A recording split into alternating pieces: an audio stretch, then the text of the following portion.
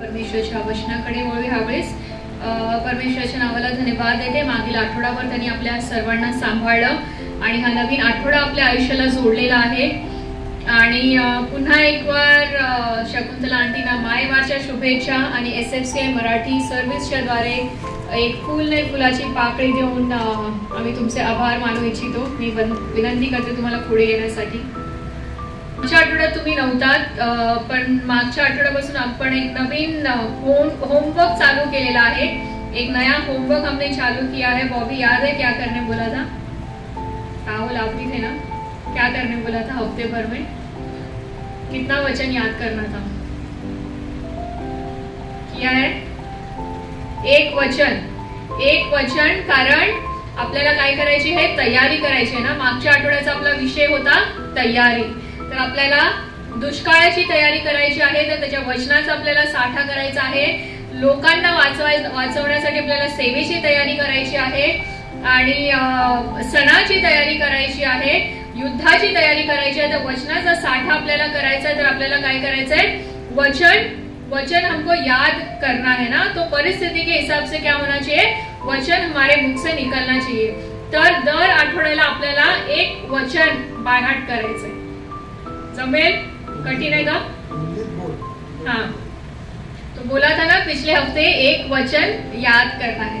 मेरे को वचन मिला है, मैं वो रोज पढ़ रही हूँ पर अभी तक याद नहीं हुआ है. पर वो कोशिश हम जारी रखेंगे और हर हफ्ते में एक वचन हमको बाय हार्ट करना है. वो नहीं जो हमने पहले से लहानपणापासून आपण जे योहान 3:16 आणि ते सगळे वचन पाठ केले ते नाही. नया वचन हमको क्या करना है? याद करना है और वो हमारे हृदय में हमको जमा करके रखना है ना. कारण दुष्काळाच्या काळामध्ये आपल्याला त्या वचनाचा उपयोग झाला पाहिजे. युद्धाच्या वेळेस त्या वचनाचा आपल्याला उपयोग झाला पाहिजे, कारण त्याचं वचन हे आत्म्याची तलवार आहे ना. तर आजचा आपला विषय आहे, मायवारचा दिवस आहे आणि आजचा आपला विषय आहे बॅरननेस टू ब्लेसिंग. वांझपणापासून आशीर्वादितपणाकडे. तर आपल्या सर्वांना माहिती आहे की स्त्रीची निर्मिती जी आहे ती पुरुषापासून झाली ना. तरी स्त्री आणि पुरुष वेगळे का आहेत? इंग्लिश मध्ये आपण काय म्हणतो? इंग्लिश में हम क्या बोलते हैं? पुरुष को मैन ना, आणि स्त्रीला काय म्हणतो? वुमेन. सो स्त्री पुरुषातूनच निघाली तरी पण ती पुरुषापासून वेगळी का आहे? तर मला असं वाटतं की स्त्री वेगळी पुरुषापासून याच्यासाठी आहे की शी हॅज अ वूम्ब ना. वूम्ब, तिला काय आहे? गर्भ आहे. पुरुषाकडे गर्भ नाहीये ना. स्त्रीला परमेश्वराने काय दिलेला आहे? वूम्ब दिलेला आहे. त्याच्यामुळे कदाचित तिला आपण वुमेन असं म्हणतो ना, because she has a womb. तर त्या रीतीने उस रीति से परमेश्वर ने स्त्री को क्या किया है? पुरुष से अलग किया है. और आज का दिन विशेष है ना, मदर्स डे. आज हर जगह पे, फेसबुक पे, इंस्टाग्राम पे, व्हाट्सएप स्टेटस पे अपने माओ का प्रशंसा की जा रही है ना, उनकी स्तुति की जा रही है, उनको धन्यवाद किया जा रहा है. आजच्या दिवशी माझी आई जगात भारी ना. सगळ्यांना आईची आठवण येते, भले वर्षभर येत नसेल पण आजच्या दिवशी प्रत्येकाने आपल्या आईची आठवण येते. आणि मग इतर दिवशी आई कुठे काय करते? सिरियल येतं ना, तो मी बघितला नाहीये कधी, पण सिरियलचं नाव माहिती आहे, आई कुठे काय करते ना.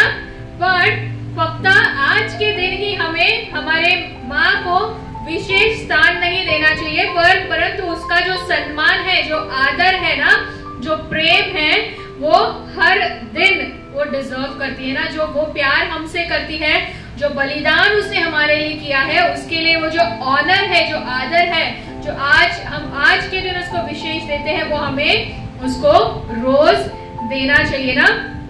बहुत बार क्या होता है, हम उसको ग्रांटेड लेते हैं ना. आपण काय करतो? आपल्या आईला गृहीत धरतो, पण ती नसली की आपल्याला तिची किंमत कळते ना. जब वो नहीं होती है तब हमको उसकी कीमत पता चलती है.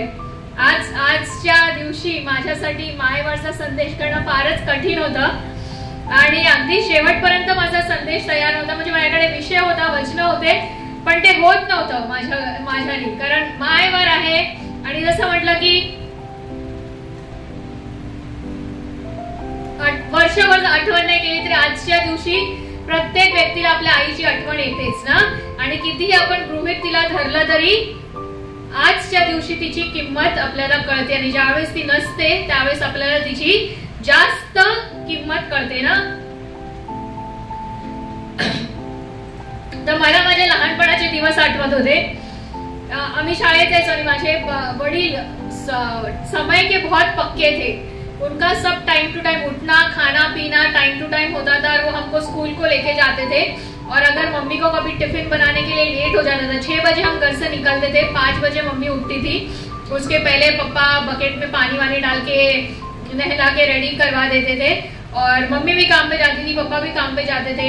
और कभी अगर अलार्म लेट बजा या मम्मी को उठने के लिए लेट हो गया, टिफिन बनाने के लिए लेट हो गया, पापा निकल जाते थे, हम उनके पीछे पीछे भाग जाते थे.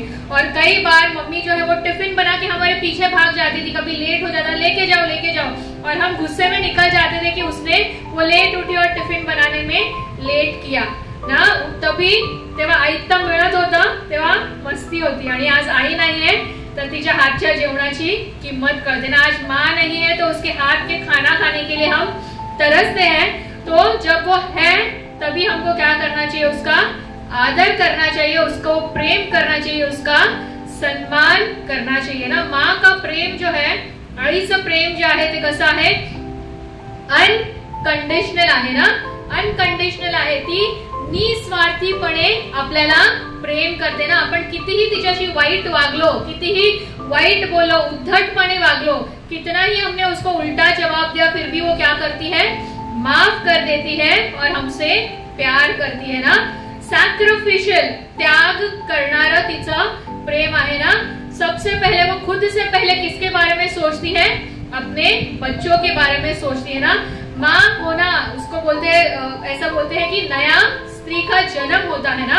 मृत्यु को छूकर वो जब आती है, जब वो माँ बनती है तो, और उसके बाद जब उसको बच्चा होता है तब उसका क्या होता है, नया जन्म होता है. इसलिए वो क्या करती है, हमेशा त्याग करती है. अपने इच्छाओं से पहले अपने बच्चों की इच्छाओं को रखती है. त्यांची ती काळजी घेते, त्यांच्यावरती दया दाखवते आणि त्यांना क्षमा करते ना.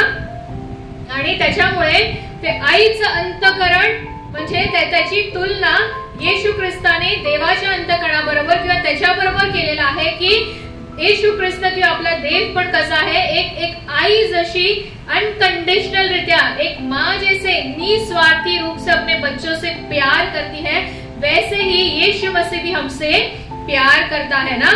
यीशु मसीह ने भी कीमत चुकाई है, त्याग किया है, अपने प्राणों को त्याग दिया है हमसे प्रेम करने के लिए. वो हमारे पापों की क्षमा करता है. जैसे एक माँ अपने बच्चों की क्षमा करती है, वैसे वो भी हमारे पापों की क्षमा करता है. और जैसे अपने माँ अपने बच्चों के ऊपर दया दिखाती है, वैसे हमारा स्वर्गीय पिता, हमारा यीशु मसीह भी क्या करता है, हम पर दया करता है ना. इसलिए मराठीमध्ये ती म्हण आहे ना, स्वामी तिन्ही जगाचा, आई विना भिकारी ना. तर इस संसार में हमने अगर पूरा संसार को पा लिया, लेकिन अगर उसके साथ उसकी माँ नहीं है तो वो कोई एक भिकारी इंसान से कम नहीं है ना. जग में, इस संसार में हमारा सबसे पहला जो नाता है वो माँ के साथ होता है ना. बाकी लोगों से 9 महीने ज्यादा होता है ना. बाकी लोगों से हमारा रिश्ता कब शुरू होता है, इस संसार में आने के बाद. लेकिन हमारे माँ के साथ 9 महीने ज्यादा रिश्ता होता है ना. लेकिन माँ से भी पहले जिसके साथ हमारा रिश्ता होता है वो है हमारा स्वर्गीय पिता ना. माँ के साथ बाकी लोगों से 9 महीने ज्यादा हमारा रिश्ता होता है, परंतु माँ के गर्भ में आने से पहले से हमारा रिश्ता हमारे स्वर्गीय पिता के साथ होता है. क्योंकि हमारे माँ के गर्भ में डालने से पहले हम कहाँ जन्म लेते हैं, हमारे पिता परमेश्वर के विचारों में जन्म लेते हैं. माँ के गर्भ में हमें डालने से पहले ही वो हमें जानता है, उसके जहन में हमने जन्म ले चुका होता है. उसके बाद हमारी रचना जो है, जैसे हमने आज का भजन संहिता पढ़ा ना 139, उसमें जैसे पढ़ा हमने, वो हमारी रचना हमारे माँ के गर्भ में करता है. हम कुछ वचनों को इस समय पढ़ेंगे. यिर्मयाह की किताब 1:5 मैं ही पढ़ती हूँ, अगर बॉबी या राहुल आपको मिलेगा तो हिंदी में भी पढ़ सकते हो. यिर्मयाह की किताब 1:5. इतना अद्भुत वचन है ना। जैसे मैंने कहा कि हमारा रिश्ता सबसे पहले हमारे माँ के साथ शुरू होता है ना, 9 महीने ज्यादा हमारे माँ के साथ हमारा रिश्ता शुरू होता है। लेकिन परमेश्वर का वचन हमें कहता है, यहाँ पे यिर्मयाह के लिए परमेश्वर का वचन कहता है, हमारे लिए भी वो वचन है कि यिर्मयाह 1:5 मध्ये तो म्हणतो, मी तुला गर्भाशयात घडले त्यापूर्वी तू मला ठाऊक होतास ना। गर्भाशयामध्ये घडण्याच्या पूर्वी आपण त्याला ठाऊक होतो। तू उदरातून निघण्यापूर्वी मी तुला पवित्र केले, मी तुला राष्ट्रांचा संदेष्टा नेमले आहे। त्यांनी आपल्याला काय केलं, त्यांनी आपल्याला निवडलेला आहे, त्यांनी आपल्याला पवित्र केलेला आहे आणि आपल्याला नेमलेला है। उसने हमें जन्म लेने से पहले, माँ के गर्भ में जन्म लेने से पहले हमने कहा जन्म लिया, उसके विचारों में हमने जन्म लिया है ना। He has chosen us even while we were formed in our mother's womb.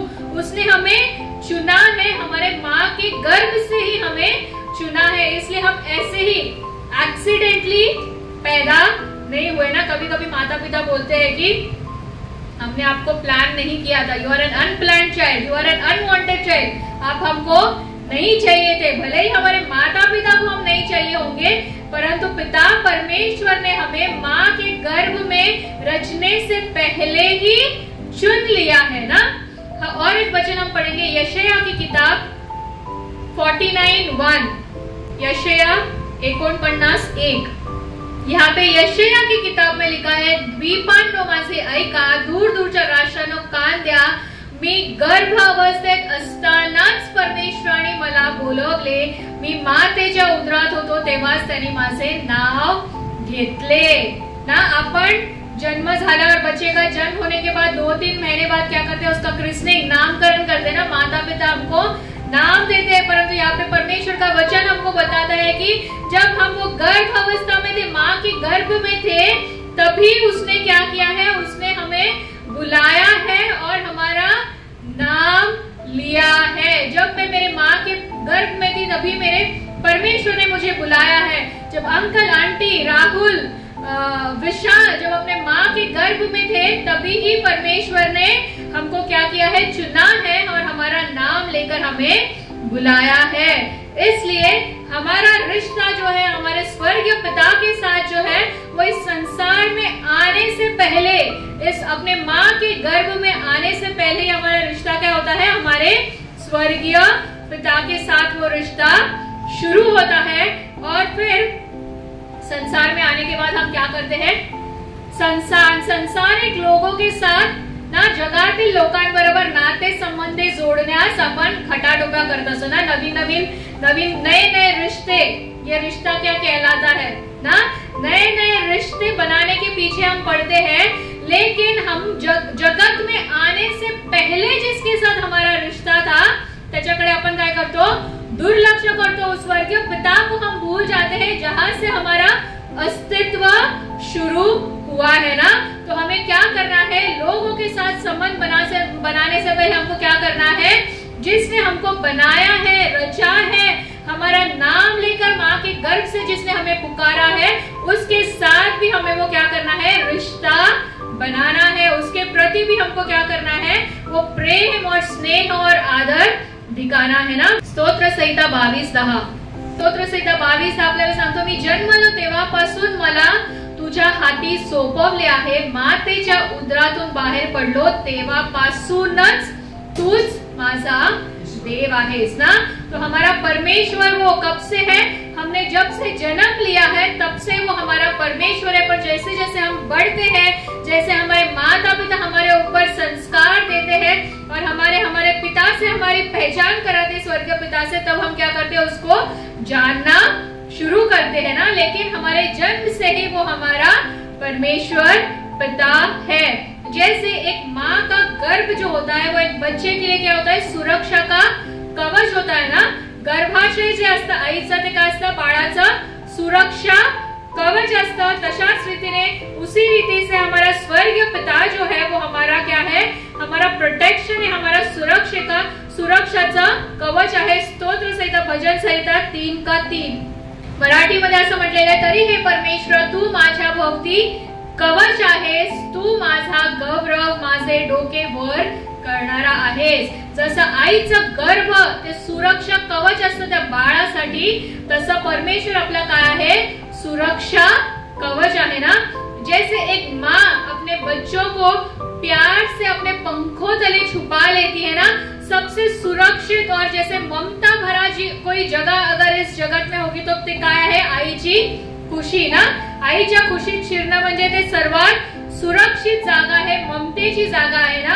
तर अपना परमेश्वर भी है, वो क्या करता है, अपने पंखों तले क्या करता है, अपने बच्चों को छुपाता है. भजन संहिता 91:4, स्तोत्र संहिता 91:4.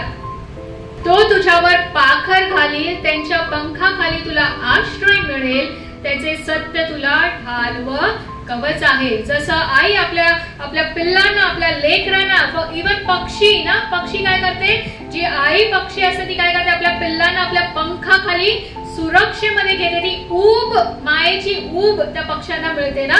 तशाच रीतीने परमेश्वर, आपला पिता परमेश्वर आहे, तो काय करतो, आपल्यावरती पाखर घालतो आणि त्याच्या पंखाच्या खाली आपल्याला काय मिळतं, आश्रय मिळतो ना. आई जी आहे ती नेहमी ममतेने भरलेली असते आणि वडील जे असतात ते थोडेसे स्ट्रिक्ट असतात ना, आणि ते बॅलेन्स असणं गरजेचं आहे ना. अनुशासन, डिसिप्लिन में बच्चों को रखने के लिए. परंतु जब बच्चा कोई गलती करता है तो माँ हमेशा क्या करती है, अपने बच्चों को बचाती है ना, पिता के डांट से बचाती है और मध्यस्थी करती है. और जैसे माँ अपने बच्चों के लिए पिता के सामने मध्यस्थी करती है, वैसे ही हमारा यीशु मसीह क्या करता है, उसके बच्चों के लिए, हम जो उसके बच्चे हैं हमारे लिए वो क्या करता है, मध्यस्थी करता है. इब्रानियों की किताब 7:25. यामुळे याच्याद्वारे देवाजवळ जाणाऱ्यांना पूर्णपणे टाळण्यास हा समर्थ आहे, कारण त्याच्यासाठी मध्यस्थी करण्यास हा सर्वदा जिवंत आहे ना.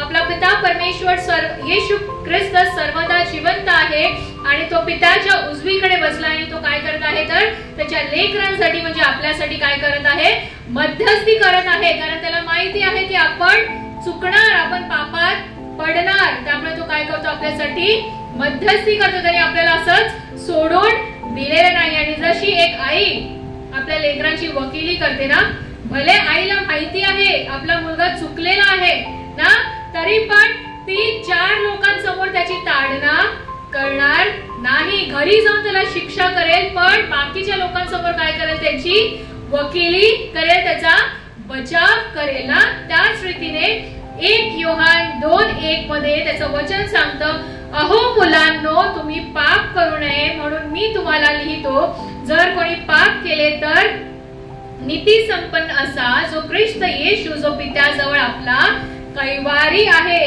तो येशू ख्रिस्त आपला काय आहे, कैवारी आहे, आपला ऍडव्होकेट आहे, आपला बचाव करणारा आहे. जशी आपली आई आपल्या लेकरांचा बचाव करते, तसा तो आपला काय करतो, आपला बचाव करतो ना. As a mother His love is unconditional and sacrificial. एका मातेसारखं त्याचं प्रेम कसं आहे, निस्वार्थी आहे आणि त्याग करणारा आहे ना. त्यांनी आपल्या जीवनाचा त्याग आपल्या लेकरांसाठी केला ना. आणि त्याची प्रीती कशी आहे, दयेनी, कंपॅशन. आई काय करते, नेहमी आपल्या लेकरांवरती दया करते ना. कितीही, जसं मी म्हटलं, कितीही उद्धट वागले, उलट बोले, कितने ही बुरी तरह से माँ से हम बच्चे बिहेव करे, बर्ताव करे, फिर भी माँ क्या करती है, दया करती है ना. क्योंकि परमेश्वर ने एक माता को, एक स्त्री को उस रीति से बनाया है ना, और उसी रीति से हमारा परमेश्वर का भी हृदय है. यशाया की किताब 66 और 13 वचन हम पढ़ेंगे. काय करतो आपला परमेश्वर, जशी आई सांत्वना करते ना, दया करते किंवा सांत्वना करते ना, तशाच रीतीने जशी एखाद्याची आई त्याची सांत्वना करते, तसे मी तुमचे सांत्वन करीन, यरुशलेमेतच तुमचे सांत्वन करीन ना. तर इथे आपण इतके वचन बघितले ना, की आई सारखं आपल्या देवाचा, पित्याचं, येशू ख्रिस्ताचं हृदय आहे ना. अनकंडिशनल लव, निस्वार्थी, त्याग करणारा प्रेम, निस्वार्थी प्रेम, दया करणारा, क्षमा करणारा, आपलं वकिली करतो आई सारखं. प्रत्येक ठिकाणी काय केलेलं आहे, आईच्या प्रेमाची, आईच्या त्यागाशी काय केलेलं आहे, तुलना केलेली आहे. त्यामुळे या ठिकाणी आपला संबंध आपल्या आईशी किंवा आई वडिलांशी आणि देवाशी याच्यामध्ये एक को रिलेशन आहे, याच्यामध्ये एक नातं आहे ना. कारण काय केलेलं आहे, तुलना केलेली आहे आईच्या आणि लेकराच्या नात्याची आणि आपल्या स्वर्गीय पित्याच्या आणि आपल्या नात्याची. त्यामुळे आपलं जे नातं आहे आपल्या जगिक आई वडिलांबरोबर ते चांगलं असणं आज खूप गरजेचं आहे. जसं मी म्हणते ना, वर्षभर आई काय करते आणि आज माझी आई जगात भारी ना, असं नाही असलं पाहिजे. जर आपल्या आई वडिलांबरोबर जर नातं ठीक नाही आहे तर आपलं आपल्या स्वर्गीय पित्याबरोबर पण नातं ठीक असू शकत नाही. कारण आपण गीत गातो ना, जैसे माता संभालती है, गहरे प्यार से तूने प्यार किया, जैसे माँ की जैसा प्यार तेरा. तर आई आणि लेकरामध्ये तो संबंधच नाही आहे ना, तर आपला संबंध ते आपण रिलेटच करू शकत नाही ते देवाबरोबरचं नातं ना. त्यामुळे आपल्याला काय केलं पाहिजे, जर देवाबरोबर आपलं नातं जर आपल्याला सरळ करायचं आहे तर सर्वात आधी आपल्याला काय केलं पाहिजे, आपल्या जगिक आई वडिलांबरोबर आपलं नातं सरळ केलं पाहिजे, त्यांचा आदर केला पाहिजे, त्यांच्यावरती प्रीती केली पाहिजे. त्याच्यानंतरच आपण काय करू शकतो, आपल्या स्वर्गीय पित्याचा आदर करू शकतो आणि त्याच्यावर आपण प्रीती करू शकतो. म्हणून 10 आज्ञामध्ये एक आज्ञा देवाने दिली आहे, आपल्या आई व बापाचा मान राख, आणि त्याच्यातच आपल्याला आशीर्वाद आहे. बाकीच्या आज्ञांमध्ये फक्त आज्ञा आहेत, आशीर्वाद नाहीये. पण या आज्ञामध्ये देवाने आशीर्वाद दिला आहे की जर आपण आपल्या आई वडिलांचा मान राखू तर आपल्याला काय मिळेल, दीर्घ आयुष्य मिळेल. अगर अपने को लंबी आयु चाहिए तो हमको क्या करना है, अपने माता पिता का आदर करना चाहिए. वहां पर ऐसा नहीं लिखा है कि आपके माता पिता अच्छे हो तो ही उनका आदर करो, जैसे भी हो माता पिता अच्छे ही होते हैं. There is no perfect parent ना, सिद्ध आई वडील असे नसतात, ते पण मानवच आहेत ना, ते पण चुकतात ना, ते पण चुकतात. जसं मागच्या वेळेस मी म्हटलं, काही माता आहेत त्या करतात गर्भातच आपल्या लेकराला मारून टाकण्याचा प्रयत्न करतात. पण देवाने आपल्याला निवडलेला आहे. तर अशा काही गोष्टी जर आपल्या आयुष्यात असतील, आज अगर हमारे माता पिता ने हमको अबेंडन किया है, हमको रिजेक्ट किया है, नाकारा है, तो हमको क्या करना चाहिए, उनकी क्षमा करनी चाहिए. क्योंकि अगर आज हम हमारे जगिक माता पिता को क्षमा नहीं कर सकते, हमारे जगिक माता पिता से अगर हम प्रेम नहीं कर सकते, हम अगर उनको आदर नहीं दे सकते, तो हम हमारे स्वर्गीय पिता को भी वो आदर, वो प्रेम, वो सम्मान नहीं दे सकते. इसलिए पिता परमेश्वर ने हमको क्या की है, आज्ञा दी है कि हमें हमारे माता पिता का क्या करना है, आदर करना है ना. तो आज का हमारा जो विषय था बैरननेस, वांझपना ना, इनफर्टिलिटी ना.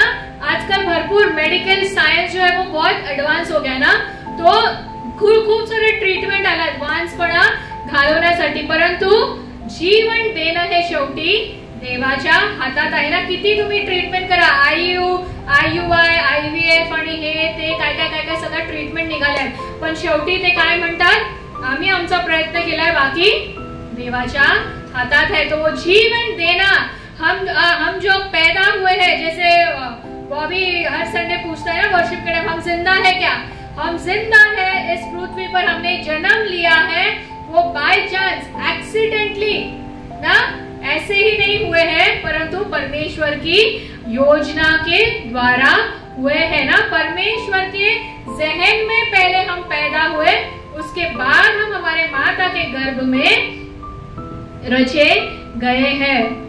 और जैसे हमने पिछली बार भी ये वचन पढ़ा था, यशाया 49:15-16 ना, भले ही शायद हमारे माता पिता ने हमें त्याग दिया हो या हमें नाकारा हो या कहा हो, कभी कभी माँ बाप को लड़की नहीं चाहिए होती है ना, लड़का चाहिए होता है, तो वो क्या करते हैं, लड़की को नकार देते हैं ना. तो जैसे पिछला भी मैंने उदाहरण दिया था, लड़का था फिर भी वो औरत को क्या था, दूसरे आदमी के साथ भाग जाना था, इसलिए उसने क्या किया, गर्भ में अपने बच्चे को मार डालने की कोशिश की. लड़का होने के बावजूद भी उसने उसकी तरफ ध्यान नहीं दिया. परंतु हमारा स्वर्गीय पिता यहाँ पे क्या बोलता है, यशाया 49:15 के 16वें वचन में, यशाया 49:15-16, स्त्रीला आपल्या पोटच्या मुलाची करुणा येणार नाही, एवढा तिला आपल्या तान्ह्या बाळाचा विसर पडेल काय? कदाचित स्त्रियांना विसर पडेल, पण मी तुला विसरणार नाही. पहा, मी तुला तळ हातावर कोरून ठेवले आहे आणि तुझे कोट नित्य माझ्या दृष्टी समोर आहे. हमारे पिता परमेश्वर ने हमारी जगत माता इस समय हमें भूल सकती है, परंतु हमारा स्वर्गीय पिता ने क्या किया है? हमारे गर्भ से भी, गर्भ में जब हम रच रहे थे तभी से हमको नाम लेकर उसने पुकारा है, और हमारा नाम उसने कहाँ लिखा है? तो अपने हाथों के ऊपर उसने खोद कर रखा है. लिखा भी नहीं है, खोद कर रखा है, जिसे कोई मिटा नहीं सकता ना. बच्चे को पैदा करना सच में एक माँ के लिए बहुत ही आशीष का कारण है. और जैसे कि जगी कृति से भी और वचनों में भी हम देखते हैं कि वांझपना कि जो औरत बच्चे को जन्म नहीं दे सकती, उसको क्या माना जाता था? एक श्राप माना जाता था. जैसे सारा और हग्गार की कहानी हमको मालूम है. जब हग्गार को बच्चा होता है तो वो क्या करती है? सारा को कम लेखती है ना, तुच्छ लेखते ती सारेला. लियाच आणि रेचलची स्टोरी आपल्याला माहिती आहे ना. त्यावेळेस काय होतं? लिया रेचलला तुच्छ लेखते, परंतु लेकिन क्या करते हैं? वो सारा जो है, रेचल जो है, वो परमेश्वर के पास प्रार्थना करती है, और परमेश्वर क्या करता है? त्यांचा जो वांझपणा आहे तो काढून टाकतो आणि त्यांची बंद कूस जी आहे ती ओपन करतो ना. तर आपला परमेश्वर जो आहे, जैसे आज का हमारा विषय है बैरननेस टू ब्लेसिंग, वांझपणा मधून आशीर्वादित करणारा आपला देव आहे. स्तोत्र संहिता 113:9 मध्ये त्याचं वचन म्हणतं की तो वांझ स्त्रीला गृहिणी करून मुलांची आनंदी माता करीतो, परमेश्वराचे स्तवन कराना.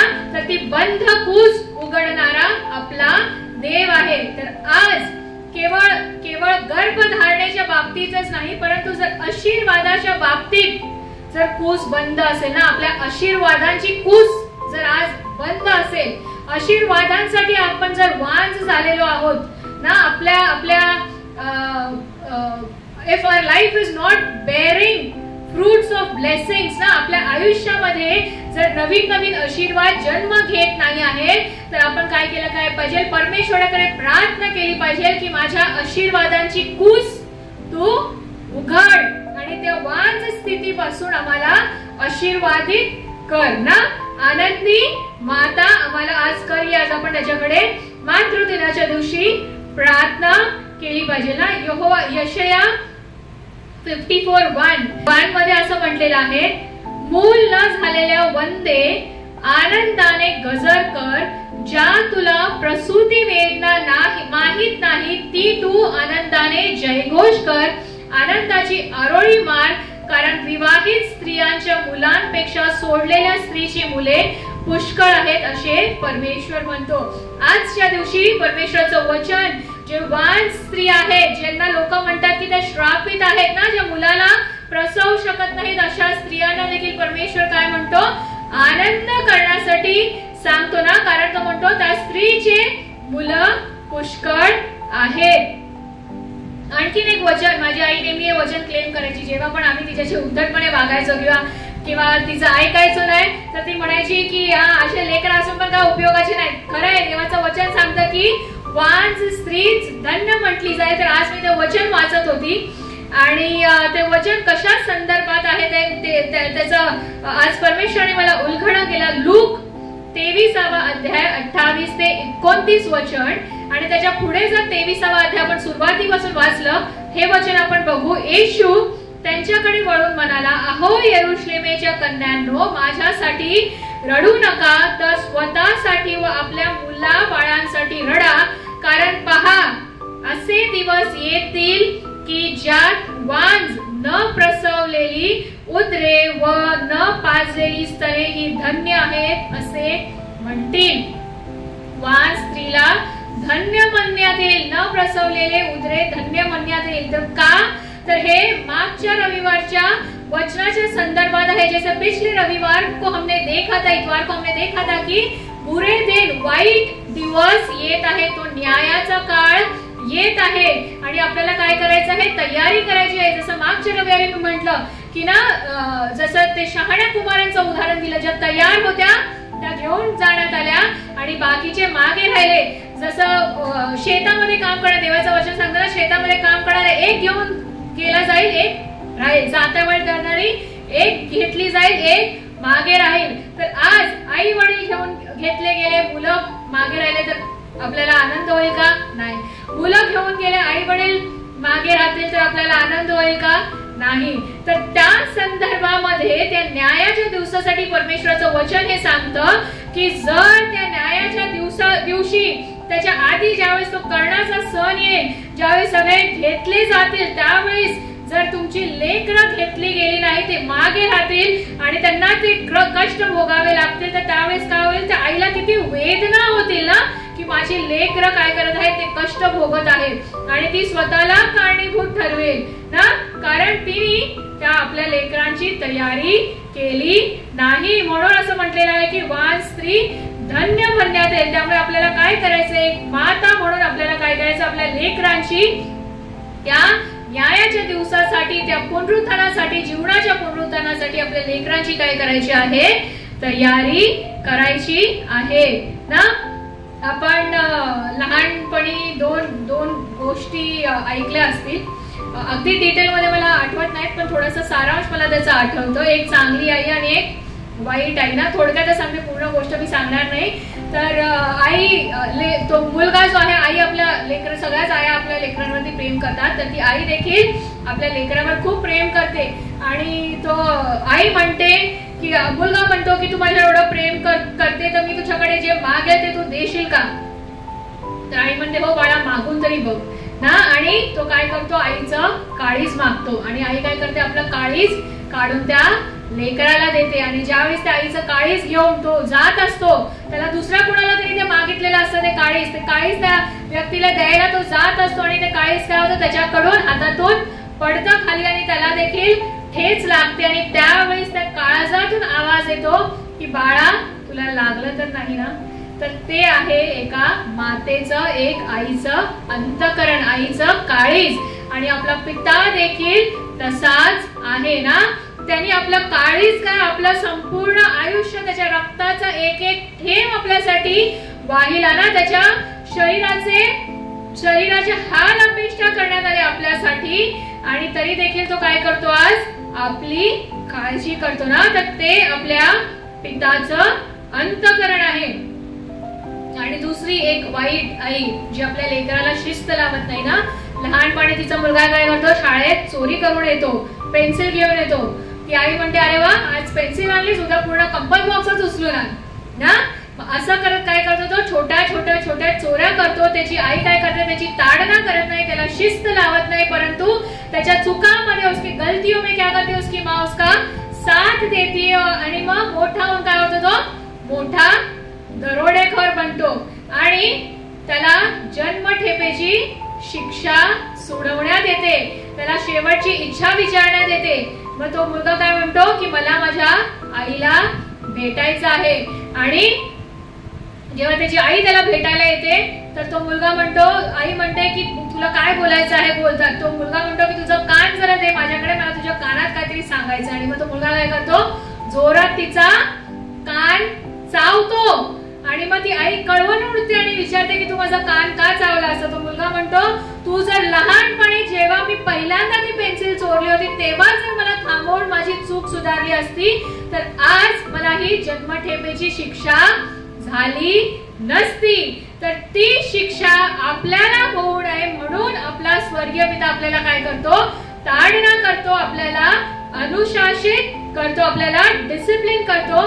तर इब्री लोकासपत्र 12:5-6 आणि तुम्हाला पुत्राप्रमाणे केलेला हा बोध तुम्ही विसरून गेला आहात काय? माझ्या मुला, परमेश्वराच्या शिक्षेचा अनादर करू नकोस आणि त्याच्याकडून दोष पदरी पडला असता खचू नकोस, कारण ज्याच्यावर परमेश्वराची प्रीती करीतो त्याला तो शिक्षा करीतो आणि ज्या पुत्रांना तो स्वीकारतो त्या प्रत्येकाला फटके मारितो. जसं मी म्हटलं, आई जी आहे ती दुसऱ्या लोकांसमोर आपल्या लेकराची वकिली करते, पण शिक्षा ती दुसऱ्याच्या मुलांना देते का? नाही ना. आपल्याच मुलाला ती शिक्षा देते, कारण आपल्याच मुलावर काय असतं? तिचा अधिकार असतो, त्याचप्रमाणे हमारा जो स्वर्गीय पिता है हमको शिक्षा देता है। क्यों? क्योंकि वो नहीं चाहता कि वो हम अनंत काल की शिक्षा भुगते। तो उससे हमको बचाने के लिए वो क्या करता है, हमको क्या करता है, डिसिप्लिन करता है, हमको शिक्षा देता है और हमको क्या करना चाहिए, उसका आदर करना चाहिए ना। अच्छा इंसान बनने के लिए वो हमको क्या करता है, हमारा कॅरेक्टर डेव्हलप करने के लिए वो हमको क्या करता है, आपल्याला तो काय करतो, शिक्षा करतो आणि आपल्याला शिकवतो ना। आणि जसा आपला देव जो आहे तो एक वांज ना बंद कूस उघडू शकतो, त्याच प्रकारे आज आपल्या आयुष्यातील जे बंद आशीर्वाद आहे ते देखील तो उघडू शकतो ना। तर आज जे म्हणण्याचं वचन आपण सुरुवातीला वाचलं, अनुवाद 7:14, तू सर्व राष्ट्रांपेक्षा अधिक आशीर्वादित होशील, तुला किंवा तुझ्या पशुतील कोणी नर किंवा मादी वांज राहणार नाही। त्याचं वचन आहे आपल्याला, त्याचा आशीर्वाद आहे आपल्याला, त्याचं अभिवचन आहे की तू आशीर्वादित होशील, तुझ्यातील नर किंवा मादी, स्त्री आणि पुरुष आणि प्राण्यातील देखील स्त्री आणि पुरुष कोणीही वांज राहणार नाही। तर आज आपण मायवारच्या दिवशी आपल्या मातेसाठी प्रार्थना करू। आईंनी आपल्या लेकरांसाठी प्रार्थना केली पाहिजे, त्यांची तयारी केली पाहिजे त्या जीवनाच्या पुनरुत्थानासाठी। आणि आज एक माता म्हणून आपण आपल्या मंडळीतील लेकरांसाठी प्रार्थना करू की परमेश्वराने आपल्या मंडळीतील लेकरांची जी कूस आशीर्वादांची बंद आहे ती काय केली पाहिजे, आज उघडली पाहिजे आणि आशीर्वादांचा, नवीन आशीर्वादांचा जन्म आज आपल्या मंडळीतल्या लोकांमध्ये झाला पाहिजे। तर पुन्हा एक वार आजच्या मायवारच्या तुम्हा सर्वांना शुभेच्छा। आपण प्रार्थना करू। धन्यवाद प्रेम गौरवशाली अप्पा, तुझ्या नावाला मान महिमा गौरव स्तुती आराधना देते तुझ्या सुंदर अशा वचनासाठी प्रिय परमेश्वर अप्पा। आणि खरोखर प्रिय परमेश्वर अप्पा, आईच्या गर्भामध्ये घडवण्याआधी प्रिय परमेश्वर अप्पा आमचा जन्म तुझ्या विचारामध्ये झालेला आहे प्रिय परमेश्वर अप्पा। अद्भुत आणि भयप्रद रीतीने प्रभू आमची रचना तू आमच्या आईच्या गर्भामध्ये केलेला आहेस प्रभू। आमचं नाव तुझ्या तळहातावर तू कोरून ठेवलेलं आहेस प्रभू। आमचं नाव घेऊन मातेच्या गर्भात असतानाच तू आम्हाला बोलावलेला आहेस प्रिय परमेश्वर दापा।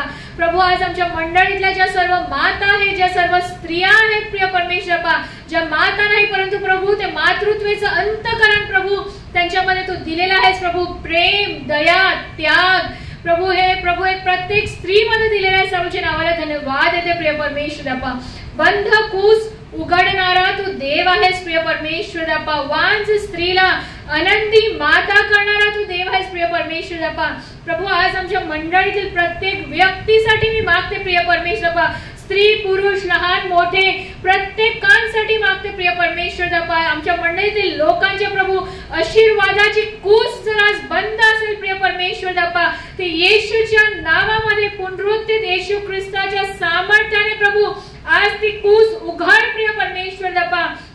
आणि आमच्या मंडळीमध्ये आणि मंडळीतील प्रत्येक लोकांच्या जीवनामध्ये नवीन आशीर्वादाने जन्म घ्यावा प्रिय परमेश्वर बापा। आणि आनंदी मातेप्रमाणे प्रभू प्रत्येकाला तू आनंदित करणार आहेस। त्याच्या नावाला धन्यवाद देते, तुझी स्तुती करते प्रिय परमेश्वर बापा। इथे उपस्थित असलेल्या प्रत्येकांवर तुझा आशीर्वाद पडा प्रभू, विशेष करून प्रिय परमेश्वर बापा। प्रभू आमच्या मधली जी एल्डरली मदर आहे प्रभू शकुंतला आंटी प्रिय परमेश्वर बापा, त्यांना तुझ्या हाती समर्पित करते प्रिय परमेश्वर बापा। तुझ्या आरोग्याचा हात, तुझा वरदान त्यांच्यावरती असू दे प्रिय परमेश्वर बापा। या वृद्ध काळामध्ये प्रभू त्यांची आकडी व काठी तू हो प्रिय परमेश्वर बापा। परिपूर्णतेचं आरोग्य प्रिय परमेश्वर बापा, गरुडासारखं नवीन प्रभू शक्ती त्यांनी संपादन करावी प्रभू, नवीन दृष्टांत पाहावे प्रभू, नवीन उत्तेजनाने त्यांना तू भर प्रिय परमेश्वर बापा।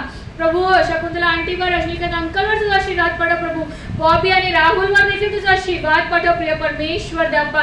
प्रभू आणि जे लोक या ठिकाणी नाही त्यांची देखील मी आठवण करते प्रिय परमेश्वर बापा। सर्वांना तू आशीर्वादित कर प्रिय परमेश्वर बापा। धन्यवाद देते प्रभू, एका मातेप्रमाणे तू आमची काळजी घेतोस, तुझ्या पंखाखाली आम्हाला तू लपवतोस, आमच्यासाठी मध्यस्थी करतोस, आमची ताडना करतोस। आमच्या नावाला धन्यवाद देते प्रभू, तुझी स्तुती करते। आमचा जीव प्राण आत्मा शरीर तुझ्या पवित्र हाती समर्पित करते। इथून पुढचा संपूर्ण आठवडा तुझ्या हाती समर्पित करते। तुझ्या सुरक्षेचं कवच जसं एक आईचं गर्भ त्या लेकराची सुरक्षा करतं तसं तुझं सुरक्षेचं कवच सदोदित आमच्या भोवती असू दे प्रिय परमेश्वर बापा. तुझ्या ममतेचा हात आमच्यावरती असू दे प्रिय परमेश्वर बापा.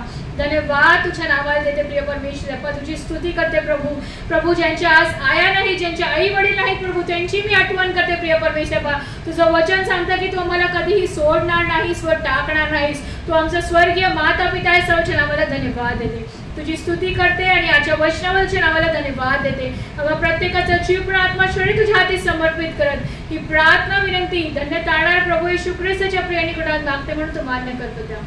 आमेन.